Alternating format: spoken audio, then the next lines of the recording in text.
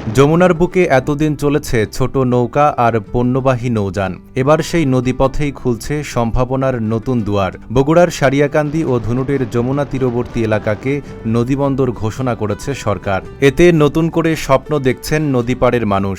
সারিয়াকান্দিতে নৌবন্দর হলে চরে অঞ্চলের মানুষের সুযোগ সুবিধা ভালো হবে, যাতায়াতের জন্য অল্প খরচের উপরে যেতে আসতে পারবে। চর অঞ্চল থেকে অনেক সবজি মালামাল তারা অনায়াসে নিয়ে আসতে পারবে সারিয়াকান্দিতে।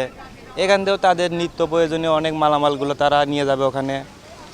সাথে আপনার মনে করেন যে অনেক লোকের একটা কর্মের একটা ব্যবস্থা হবে। এই নৌবন্দর হলে পরে এখানে এলাকায় অনেক উন্নতি হবে, আশেপাশে ড্রেজিং করে এই জিনিসটাকে আরও ভালো করা হবে বলে আমি মনে করি। ফলে আমাদের এই এলাকায় আরও অনেক স্থাপনা হবে, মানুষের ব্যবসা বাণিজ্যের সুবিধা হবে। এই দিক দিয়ে বগুড়ার ভিতর দিয়ে বগুড়া থেকে আসবে যেগুলি সেগুলি ওই ঢাকার দিকে চিটাগাংয়ের দিকে এই মাল নেওয়া নেই সব কিছু ভালো হবে। গত ৮ জুলাই নৌপরিবহন মন্ত্রণালয়ের পৃথক প্রজ্ঞাপনে সারিয়াকান্দি ও ধুনটকে নদীবন্দর ঘোষণা করা হয়। নদীবন্দর দুটি চালু হলে যমুনার দুই পাড়ের যোগাযোগে আসবে বড় পরিবর্তন। RICL TMX, যুগের পর যুগ স্থাপনা থাকে মজবুত।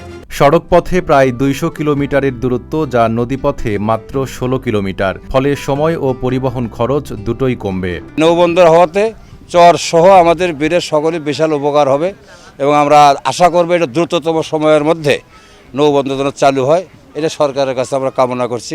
দীর্ঘদিন হলেও শুনে আসছিলাম যে নৌবন্দর হবে, অতীতে হয়নি, তো এখন হবে। খুশি আমরা সবাই। তো আমরা যদি এখানে নৌবন্দর হলে আমাদের যদি ব্যবসা বাণিজ্য ভালো হয় তা আমরা হ্যাপি।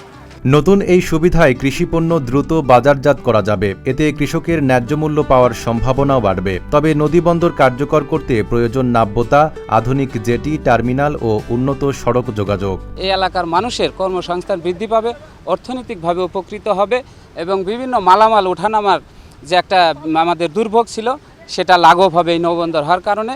ওই পারের লোকজনও যেমন উপভোগী হবে এবং আমাদের এখানকার স্থানীয় লোকজনও উপভোগী হবে এবং বিশেষ করে কিছু কর্মসংস্থান হবে। এজন্য আমাদের এলাকাবাসী খুবই উচ্ছ্বাসিত, আনন্দিত, অর্থনৈতিকভাবে উন্নতি হবে। এদিকে BIWT এর সঙ্গে সমন্বয় করে দ্রুত নদীবন্দর বাস্তবায়নের কাজ এগিয়ে নেওয়ার কথা জানিয়েছেন জেলা প্রশাসক। এই অঞ্চলে যে সমস্ত কৃষি বা অন্যান্য প্রোডাক্ট আছে বা ইভেন লাইট ইঞ্জিনিয়ারিংয়ের যে সমস্ত প্রোডাক্ট তৈরি হবে সেগুলো কিন্তু আবার এই নদীবন্দরের মাধ্যমে সরাসরি আপনার ঢাকা বা মোংলা বা বিভিন্ন জায়গায় প্রয়োজন অনুযায়ী চলে যেতে পারবে। সেই ক্ষেত্রে আপনার দেখবেন যে নৌপথে কিন্তু দুর্ঘটনা কম হয়। সো সড়ক পথ যদি অ্যাভয়েড করে আমরা নৌপথ ইউজ করতে পারি সেক্ষেত্রে সড়ক দুর্ঘটনাও কমে যাবে। তো একটার সাথে একটা লিঙ্ক আছে এবং এখানে ব্যাপক পরিমাণে কর্মসংস্থান সৃষ্টি হবে। সারিয়াকান্দি ও ধুনুট নদীবন্দর ঘোষণার মধ্য দিয়ে দেশের অভ্যন্তরীণ নদীবন্দরের সংখ্যা দাঁড়িয়েছে ৫৬টিতে। এখন নদীবন্দর দুটি বাস্তবায়নের অপেক্ষায় যমুনা পাড়ের মানুষের নতুন স্বপ্ন। Desk report, Dhaka post.